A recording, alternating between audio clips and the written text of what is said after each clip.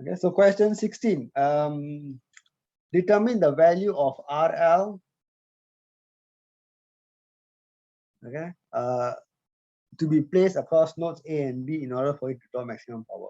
So whenever you see this kind of thing, this kind of question, okay, you straight away know that I need to go towards finding my VTH and RTH.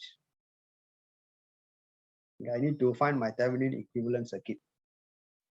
Okay, so the first thing is, what is the voltage that I will see here? So to calculate the voltage that I will see here, okay, that means I find the open circuit voltage. So it's already open circuit. So the only loop you can see here is this. So what is this current? This current that flows in is 8 volt over 8 ohm, which is 1 ampere. All right. So when 1 ampere flows through this pathway, okay, you will experience a voltage drop here. So across the 2 ohm, you will see that it will be a 2 volts. Across the 6 ohm, it will be this way, 6 volts in this direction, because the current is flowing upwards here in this branch. Okay, so either way you look at it, it will be the same. Okay, if I look at this branch, I can say that the voltage is 2 volts.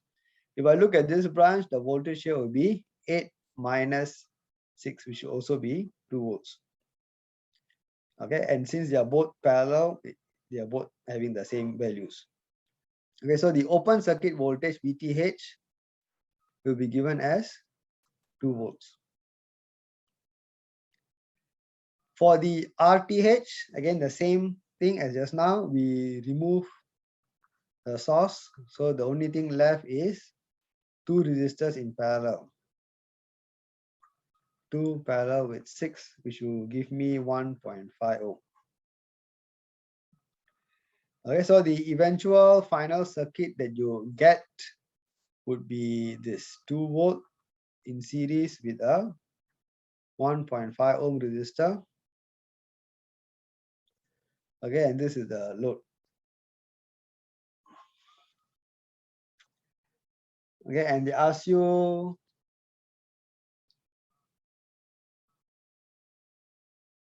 determine the value of RL so that you can draw the maximum power. Okay, so the maximum power will be delivered when RL is equals to RT, which will be equals to 1.5 ohm. Correct?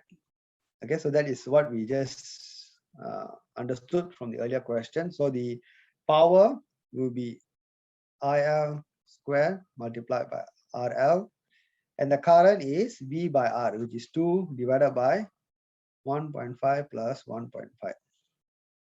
So this 1.5, 1.5, this is RTH, and the other one is your load.